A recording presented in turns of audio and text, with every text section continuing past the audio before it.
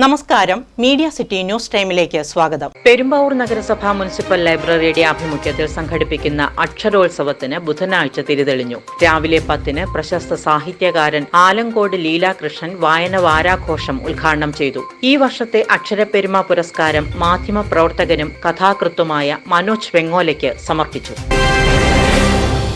പെരുമ്പാവൂർ നഗരസഭ municipal library ആഭിമുഖ്യത്തിൽ നടത്തുന്ന 10ാമത് അക്ഷരോത്സവത്തിന് ബുധനാഴ്ച രാവിലെ തിരിതെളിഞ്ഞു. അക്ഷരപ്പെരുമ 10 എന്ന് നാമകരണം ചെയ്തിരിക്കുന്ന പരിപാടികൾ പ്രശസ്ത സാഹിത്യകാരൻ ആലങ്കോട് ലീലാകൃഷ്ണൻ ഉദ്ഘാടനം ചെയ്തു. ചെറിയ പ്രായം മുതൽക്ക് തന്നെ പുസ്തകത്തെ ബന്ധുവാക്കി കൂടെ കൊണ്ടു നടക്കുന്നത് തീർച്ചയായും നിങ്ങളുടെ ജീവിത വിജയത്തിന് പ്രയോജനപ്പെടും.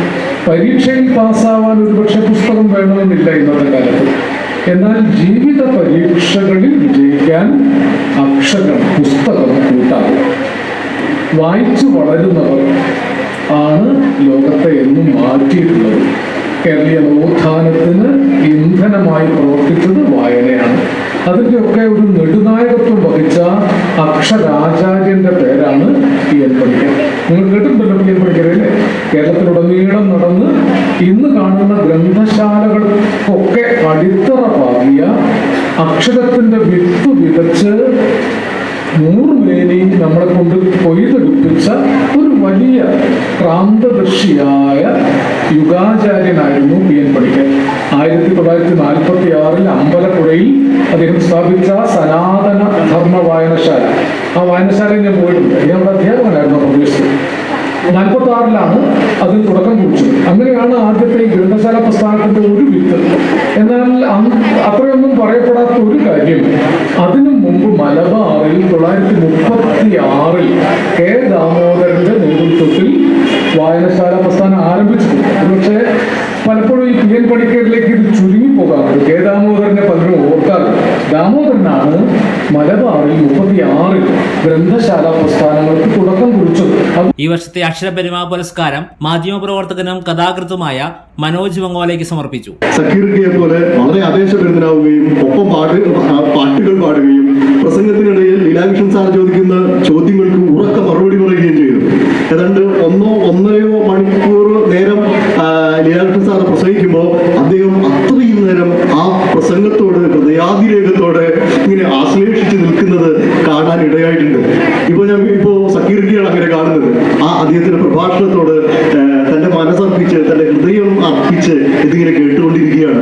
ഞാനും ഒട്ടും മോശമായിരുന്നു, ഞാനും അതിൽ ലയിച്ചുപോയി. പണ്ട് കോളേജിൽ പഠിക്കുമ്പോൾ ലീലാകൃഷ്ണൻ സാറിന്റെ കവിതകൾ മാതൃഭൂമിയിലും മറ്റും അച്ചടിച്ചു വരുമ്പോൾ എനിക്ക് തോന്നിയിട്ടുണ്ട് അദ്ദേഹം നിലാവില് പേന മുക്കിയിട്ടാണ് കവിത എഴുതുന്നത് എന്ന്, അല്ലെങ്കിൽ പൂക്കളുടെ സൗരഭ്യത്തിൽ പേന മുക്കിയിട്ടാണ് കവിത എഴുതുന്നതെന്ന്, അല്ലെങ്കിൽ നിളയിൽ കുളിച്ചു കയറിയിട്ട് ആ ഈറനോടെ വന്ന് കവിത എഴുതുകയാണ് എന്ന് തോന്നിയിട്ടുണ്ട്.